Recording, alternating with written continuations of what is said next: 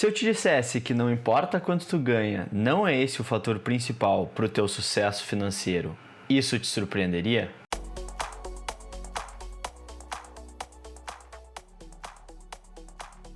Fala gurizada, tudo bem com vocês? Para quem não me conhece, muito prazer, meu nome é Ricardo, eu sou analista de valores imobiliários, seja muito bem-vindo ao canal do Quebrando a Poupança, aqui a gente fala sobre educação financeira e sobre investimentos.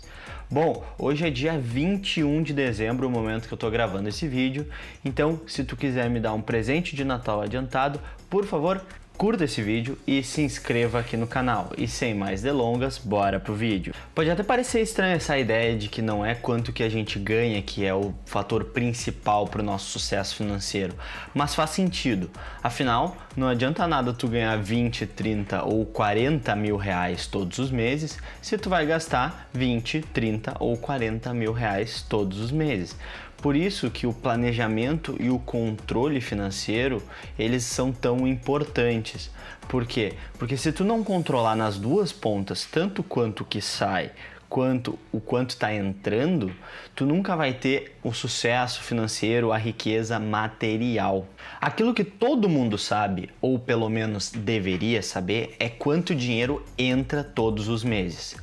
Se te pareceu estranho aquela ideia de que não é efetivamente quanto dinheiro que a gente ganha que faz a gente ter um sucesso financeiro, presta muita atenção no que eu vou te falar e talvez isso faça te cair os butiá do bolso. Existem pessoas que não sabem quanto que efetivamente ganham. Sim, eles estão entre nós. E eu tenho uma confissão a fazer. Eu já fui uma dessas pessoas. Para quem não sabe, então, na minha história recente eu trabalhei na Stone Pagamentos, aquela das maquininhas de cartão de crédito verde, no time comercial, voltado mais para digital, sites, e-commerce, enfim.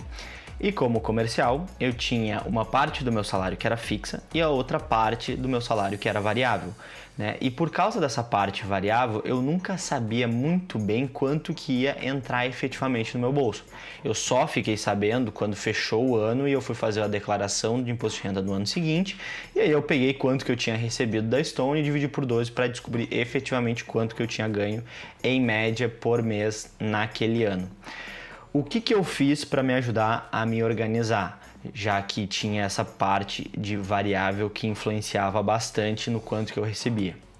Eu imaginei meu orçamento como se eu só tivesse o salário fixo e tudo aquilo que entrava de variável eu acabava investindo. Então assim, se tu tá nessa situação, se tu tem um salário variável, talvez seja interessante tu tentar te organizar pensando só no teu salário fixo.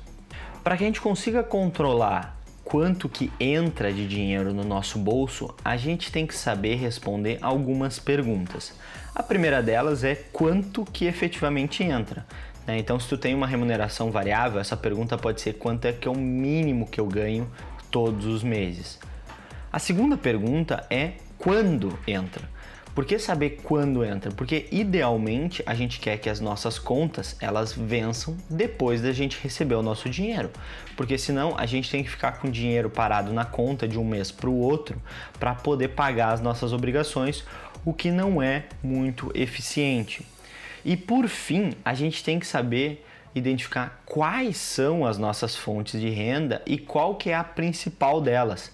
É muito comum a gente nos investimentos falar sobre diversificação e isso vale também para as fontes de renda, porque afinal, quanto mais fontes de renda a gente tiver, mais tranquilo vai ser caso a gente perca uma delas. Mas a gente tem que saber identificar qual que é a principal, porque é essa que a gente vai dedicar mais tempo e mais esforço, afinal é ela que nos dá mais resultado.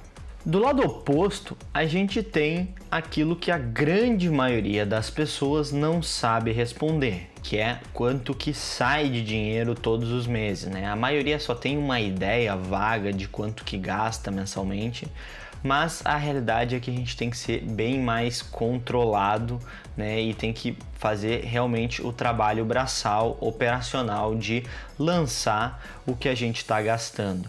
E aqui a gente precisa saber responder duas perguntas principais. A primeira delas é: quanto que a gente gasta com aqueles itens que são essenciais para a nossa vida, que a gente não consegue viver sem?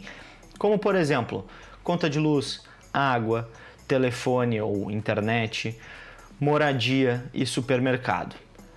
Além disso, a gente tem que saber responder quanto que a gente gasta com o resto, com tudo aquilo que não é essencial para a nossa vida, que nem balada, boteco, cinema, videogame, futebol. Coisas assim não são essenciais, a gente consegue abrir mão delas no caso de uma emergência. Então, para que a gente consiga controlar quanto que sai, a gente tem que saber responder essas duas perguntas. Aí tu vai me perguntar: Ricardo, meu Deus do céu, como é que eu faço para controlar todas essas coisas, né? Eu vou te dizer assim, do jeito que tu achar melhor. Por quê? Tem gente que prefere lançar num caderno, né? Tem um caderno que faz o controle de tudo que gastou. Tem gente que prefere procurar online planilhas prontas e baixar e usar. Eu, particularmente, prefiro montar a minha própria planilha. E existe também alguns aplicativos aí que fazem esse trabalho por nós. Então, sempre que entra um lançamento no nosso cartão de crédito ou de débito, ele automaticamente sincroniza lá com o banco e faz a classificação. Particularmente, eu acho que os aplicativos eles quebram em muitas categorias e por isso eu acabo usando uma planilha que eu mesmo criei, que eu boto basicamente a data da compra, o valor que foi, o tipo, se foi essencial ou não essencial, e uma observação para caso eu precise descrever o que eu comprei, se foi um presente, se foi alguma coisa fora do normal, eu uso essa coluna. Então, realmente, é muito do gosto de cada um e o que efetivamente funciona. Para quem está começando agora a controlar o seu dinheiro, eu sugiro usar a regra do 50, 30, 20. E nela a gente vai fazer o quê? A gente vai dedicar metade daquilo que a gente ganha para os itens que são essenciais na nossa vida. 30% dela a gente vai dedicar para aqueles itens que não são essenciais e os 20% restantes a gente vai investir. Quem quer um pouco mais de desafio pode inverter os últimos dois números e usar 50, 20 e 30. Né? Então 20% vai ser gasto com aquilo que não é essencial e 30% vai ser investido.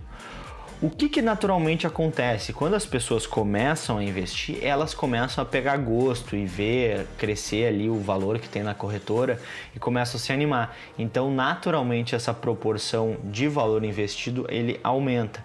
Mas essa regra é um bom ponto de partida.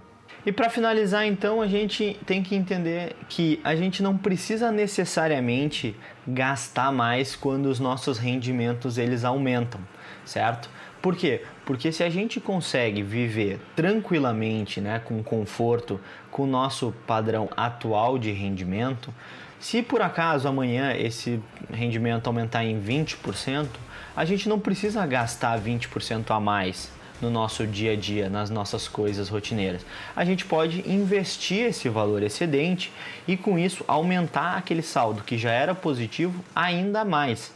E com isso a gente consegue atingir os nossos objetivos financeiros antes do tempo planejado. Gurizada, vamos fazer aquela recapitulação rápida aí para encerrar o vídeo de hoje. Vamos lembrar de quanto que a gente ganha, quando que a gente ganha e quais são as nossas fontes de renda e a principal delas.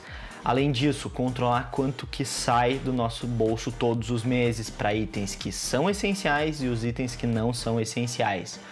Usar a regra do 50, 30, 20 como ponto de partida se tu não tem muita ideia por onde começar e lembrar que não é só porque agora a gente recebe mais dinheiro que a gente precisa necessariamente gastar mais dinheiro, beleza? Eu fico por aqui e até a semana que vem.